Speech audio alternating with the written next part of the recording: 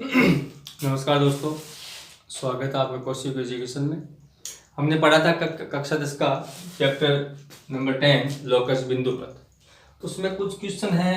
पहला क्वेश्चन है, इसके छोटे छोटे क्वेश्चन आते हैं, एक एक नंबर के 10, 11, 12, 13 में से कम 2 या 3 क्वेश्चन आते हैं एक एक नंबर के। बस याद ही करना होता है, एक लाइन लिखनी होती है तो आपको 1 नंबर मिल जाता है। तो कौन कौन से क्वेश्चन है कक्षा 10 से 1 नंबर में आने लायक, वो देखते हैं अपन। क्वेश्चन नंबर फर्स्ट, सत्य असत्य वाले प्रश्न भी है ये। किसी बिंदु से समान दूरी पर स्थित बिंदुओं का समुच्चय एक समांतर रेखा होती है।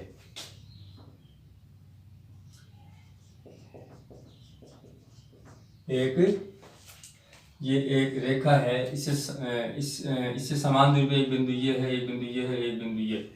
यहाँ लिख लेते हैं, ये रेखा, ये बिंदु, ये बिंदु, ये बिंदु, ये बिंदु इससे समान दूरी पर है। मतलब ये 5 है, ये भी 5, 5 सारी 5, 5 इनको मिलाते हैं तो क्या बनती है? एक रेखा बनती है।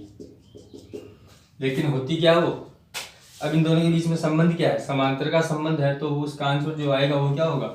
इसका प्रश्न क्या है? किसी बिंदु से समान दूरी पर स्थित बिंदुओं का समुच्चय क्या होता है? तो वो इसका आंसर होगा एक समांतर रेखा होती है। आपको इतना लिखना है, एक समांतर रेखा होती है।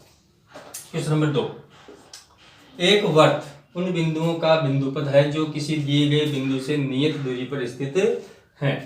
ये एक नियत बिंदु हो गया, और ये बिंदु है जो इससे समान दूरी पर है। जैसे ये 10 है, ये भी 10, ये भी 10, 10, ये सभी बिंदु 10, 10 है दूरी पर। इनको मिलाएं तो क्या बनता है? एक वर्त। तो इसका आंसर क्या होगा?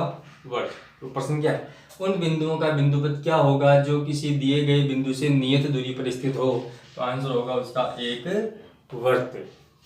ये नहीं आएगा प्रश्न में, प्रश्न में जब प्रश्न आएगा तो ये आएगा, उन बिंदुओं का बिंदुपथ क्या होगा जो किसी दिए गए बिंदु से नियत दूरी पर स्थित है? तो इसका आंसर होगा एक वर्त। तीसरा क्वेश्चन, 3 दिए गए बिंदु सरेख तभी होंगे जब वह एक रेखा के बिंदुओं के समुच्चय न हो। ये तो गलत है, सत्य है। ये सत्य असत्य वाले प्रश्न है, लेकिन इन्हीं से प्रश्न बढ़ते हैं। चौथा क्वेश्चन, 2 रेखाओं से समदूरस्थ बिंदुओं का बिंदुपथ, प्रश्न है बिंदुपथ क्या होगा? तो आंसर क्या है? दोनों रेखाओं के मध्य, एक शब्द और आएगा यहाँ पे, ये अभी तो असत्य, अब ये सत्य हो गया। तो प्रश्न क्या होगा?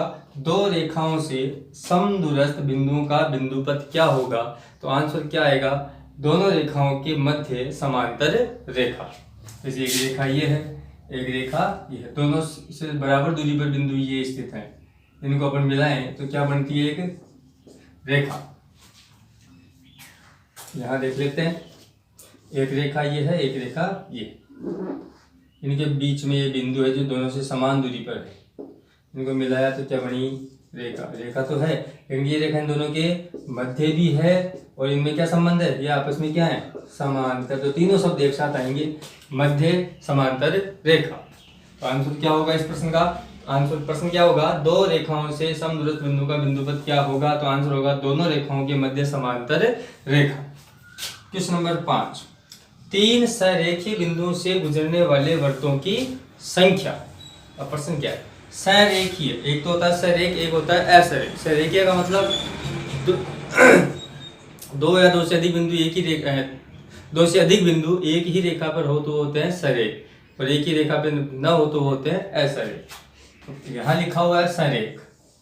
अब सरेखीय होंगे, एक बिंदु यहाँ है, एक बिंदु यहाँ है, एक बिंदु यहाँ है। ये 2 बिंदुओं से तो वर्त को अपन गुजार सकते हैं, लेकिन इन तीनों जो एक ही रेखा पे होंगे उनसे वर्त नहीं गुजर सकता।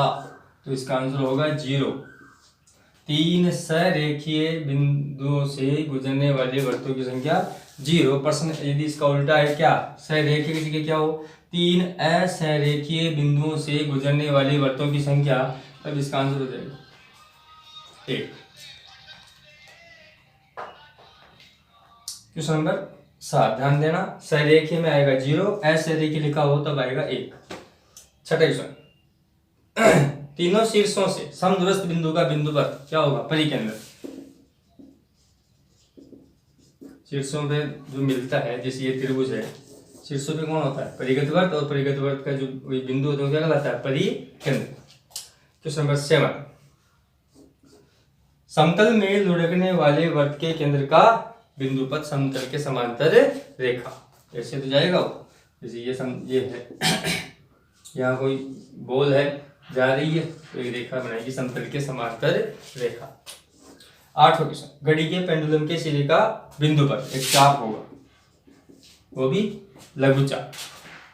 वर्त का चाप का हो, चाहे एक वर्त का चाप, एक वर्त का चाप, क्योंकि वो पेंडुलम ऐसे ही तो होता है, ऐसे गति करता है ऐसे।